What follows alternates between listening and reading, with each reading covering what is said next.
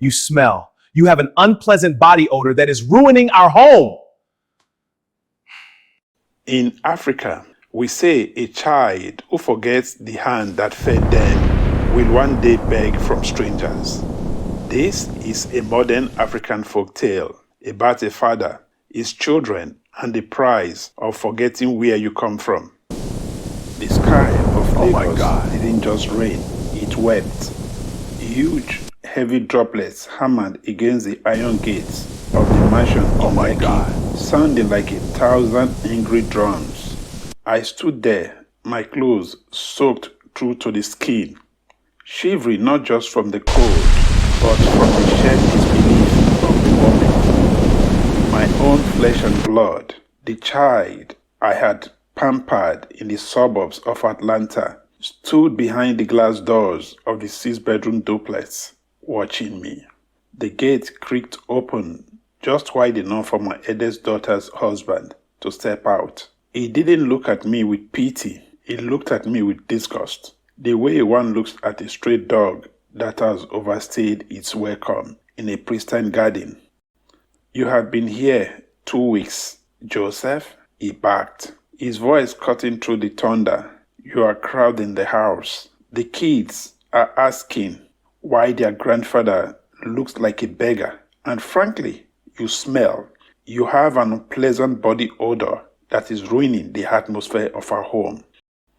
Before I could find the words to remind him that I was the one who paid for his master's degree when he was a struggling student in America, he swung a tattered suitcase forward. It hit the muddy pavement with a sickening wet thud. Go stay with the others. We are done. The gate slammed shut, the heavy iron bolt sliding into place like a guillotine. I turned to the window and saw my eldest daughter turn and walk toward the dining table. She didn't even look back. I was 50 years old, homeless in a country I hadn't lived for decades, with nothing but the rain to cover me. I called my other 2 daughters. My second daughter rejected me without thinking twice. But my third daughter rejected me politely. She said she wasn't around and would be back in 2 months. I nodded and said, "Good night." Then, after 15 seconds, I heard her say, "I would have loved him to stay with me, but it doesn't fit into my lifestyle." Then she realized she hadn't cut off the call. She shouted, "Gosh," and ended the call. I called her back several times, but no response. Then she sent a message. "Please take care of yourself. Good night, Dad." To understand the pain of that gate closing at my eldest daughter's house, you have to understand the life we lived before the world turned upside down. 10 years ago, the name Joseph was synonymous with success in our Georgia neighborhood. I was a senior investment consultant, a man who moved millions with a phone call. Our home was a sprawling colonial house with a tire swing in the backyard and the constant sound of laughter echoing through the halls. I raised my triplets, the 3 princesses, as the neighbors called them, with a silver spoon. They were identical in every way, the same porcelain skin, the same dark curls, and the same expensive taste. I worked 18 hours days to ensure they never knew the meaning of the word no. From private piano lessons to designer prom dresses, I gave them the world. They were a unit, a 3-headed force of nature that I adored. But there was a fourth, Sarah. She wasn't part of the triplet set. She was our bonus child, born 3 years later. While the triplets were obsessed with social status and the latest trends, Sarah was the one who would follow me into the garden. She would get her hands dirty, helping me plant tomatoes and peppers, whispering about how she wanted to feed the world one day. She was the moral compass of our family, the quiet light that balanced the triplets' fire. In those golden American afternoons, I thought I had built a legacy that would last forever. I never imagined that the same hands I held while crossing the street would one day be the one to shove me into the mud. The collapse began with a whisper in the hospital room in Atlanta. I'm so worried about the My results. wife, I the know. woman who We'll had get through been this my together. anchor for I hope 30 you're right. years, was fading. Cancer is a thief that doesn't just steal a life, it steals a family's future. As she lay there, her hand thin and cold in mine, she made me promise one thing. Joseph, don't let me stay here, she rasped. Take me back to Nigeria. I want to hear the birds of my village one last time. Bury me in the soil that raised me. I didn't hesitate. I would have moved the moon for her, but the logistics of her last wish were a financial nightmare. I had to liquidate my retirement accounts to cover the medical bills that the insurance wouldn't touch. Then came the cost of repatriation, the specialized transport, the international permits, and the extravagant burial she deserved. I wanted her to go out like a royalty. I spent over $300,000 in a matter of months. By the time the funeral was over in Nigeria, I was a ghost of a man I used to be. My American assets were gone, my home sold to cover the final debts, and my spirit was shattered. I moved to Nigeria permanently, thinking I would spend my sunset years surrounded by my daughters, who had all relocated there with their husbands to start businesses with the seed money I had given them years prior. I arrived with a heart full of grief and a bank account that was nearly empty, believing the love I had poured into my children would be my new currency. I didn't realize that a father without a checkbook was a father without a purpose. Lagos is a city that consumes the weak. After the gate slammed in Lekki, I spent the first night shivering under the canopy of a closed pharmacy. The bitter lesson of my 50s was learning that blood doesn't guarantee loyalty. For the next 3 weeks, I became a shadow in the market stalls. I slept on pieces of cardboard, using my tattered suitcase as a pillow. I, the man who once negotiated million-dollar contracts, was now haggling for a piece of roasted corn. My skin darkened under the harsh Nigerian sun, and my expensive American suit became a rag of salt stains and dust. I walked miles every day looking for work, but who wants to hire a 50-year-old man who looks like a vagrant? I saw the Triplet once driving past in a tinted SUV while I was begging at a traffic light. I ducked my head, terrified they would see me, but I needn't have worried. They were too busy laughing at something on their phones to look at the beggar on the street. It was in those dark hours, smelling of sweat and despair, that I realized the daughter's insult was true. I was crowding their perfect lives. I was a reminder of a past they wanted to forget. I was at my absolute lowest point, sitting near a bus terminal in Oshodi, when the world changed. I was staring at my feet, which were swollen and blistered, when a pair of polished but modest shoes stopped in front of me. I expected a kick or a shout to move along. Instead, a hand reached down and touched my shoulder with a gentleness I hadn't felt since my wife died. Papa, Papa, is that really you? The voice was thick with emotion. I looked up and saw David. He was the husband of my late daughter, Sarah. Sarah had passed away from COVID-19, a tragedy that had nearly finished me. David had been a humble young man when I met him. I had supported him when he and Sarah moved back to Nigeria. Unlike the triplets' husbands, David hadn't built a mansion, he had built a life of service. He didn't care about my body odor or my rags. He wept as he pulled me to his feet. I felt touched because I never really had body odor. Pa, I have been looking for you. The sisters told me you went back to America. How could they do this?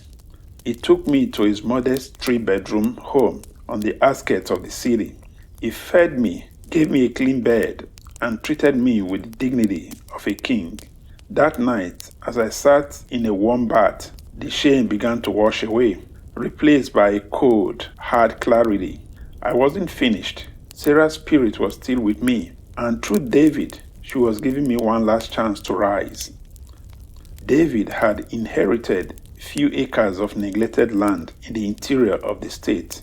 Most people saw it as a waste of space, but I saw it through the eyes of an investor. David, I said one morning over breakfast, in America, we don't just grow food. We build systems. Give me this land and I will give you an empire.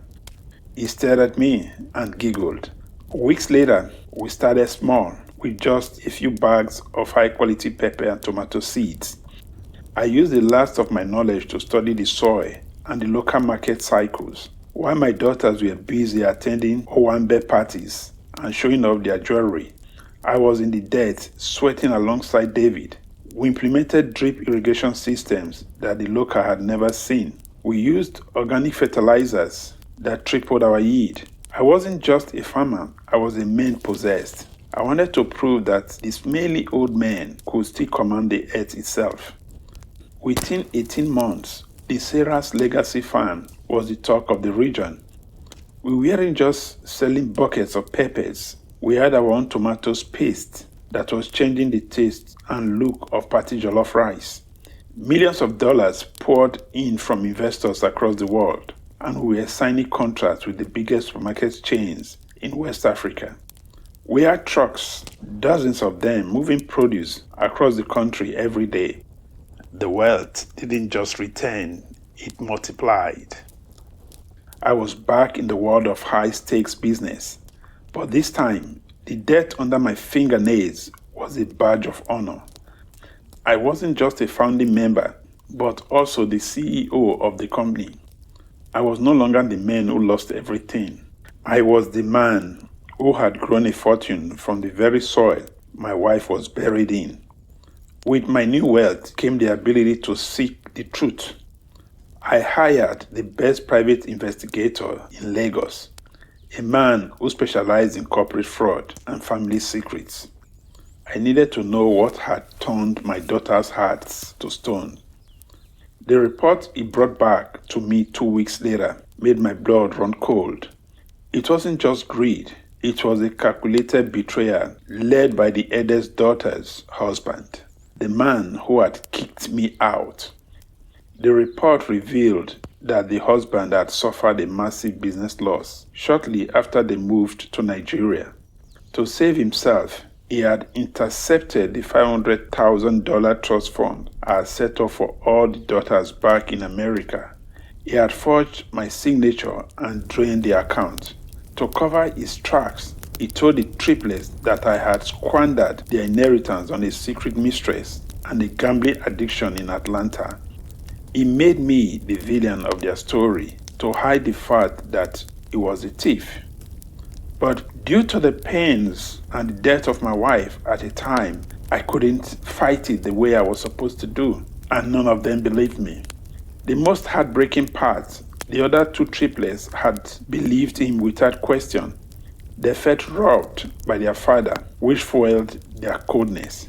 They weren't just being cruel, they were being vengeful for a crime I never committed. I sat in my high-rise office, looking at the photos of them at luxury boutiques, funded by the money their husbands had stolen from them. I could have gone to the police. I could have ruined them all. But I had a different plan. I wanted them to see the truth in a way they could never forget. I organized the Grand Gala of Innovation, a high society fashion and agricultural expo at the most expensive hotel in Victoria Island. I remained the anonymous sponsor, a mysterious billionaire who had recently taken the Nigerian business world by storm. I made sure the invitation list was the who is who of the country. And then I sent 3 gold embossed envelopes to my daughters. The triplets, desperate to reclaim their status and rub shoulders with the elite, jumped at the chance. They spent thousands on new dresses, unaware that the golden sponsor they were so eager to impress was the same man they had left in the rain. On the night of the event, they arrived in a rented limousine, flashing smiles for the cameras. playing the role of a successful American Nigerian sisters. The gala was magnificent. There were models walking the runway in clothes inspired by the earthly tones of our farm. There were displays of our massive harvests. My daughters sat in the front row, sipping champagne, bragging to their friends about how they knew the people who ran such high-end events. They were at the peak of their vanity, basking in a luxury they didn't know I had provided. They were exactly where I wanted them. After the main event, the triplets were escorted to a private VIP lounge. They were told the sponsor wanted to give them a personal token of appreciation. They entered the room, giggling, expecting jewelry or high-end electronics.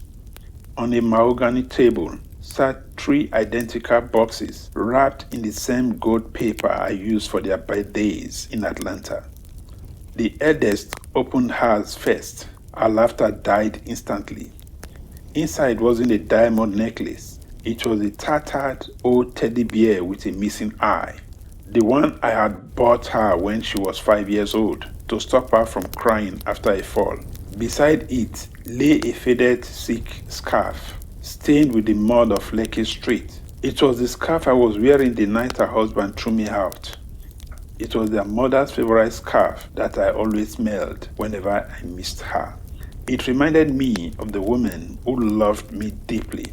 The silence in the room was deafening. One by one, they opened other boxes. They found their childhood journals, their graduation tassels, and photos of us in the American backyard.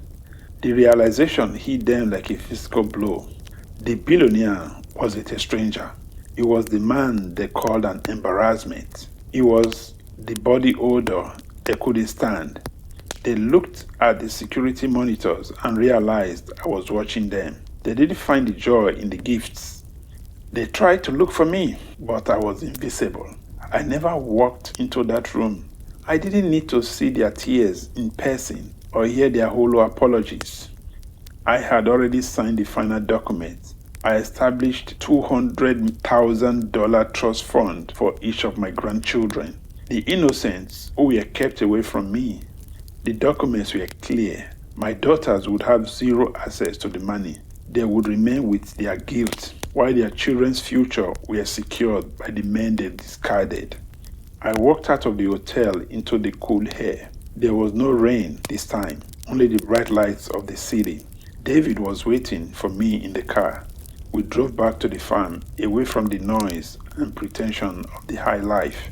I had found a new partner, a woman who had walked the field with me and saw the man beneath the suit. We didn't need a mansion, we had the land. My daughters tried to call me the next day and the day after that. I blocked their numbers, not out of hatred, but out of a need for silence. I had fulfilled my wife's last wish.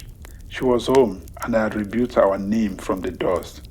As I looked out over the miles of green and red habanero pepper, plants and tomatoes swaying in the breeze, I realized that the best revenge wasn't making them suffer. It was living a life so full of peace that their betrayal no longer had the power to touch me. I was Joseph. I was a father. I was a farmer. And finally, I was free. And so the elders say, wealth can return, houses can be rebuilt, but respect, once lost, may never find its way home again. This has been a modern African folktale. Remember this, wherever you are. A child who abandons their roots will one day search for shade where none exists.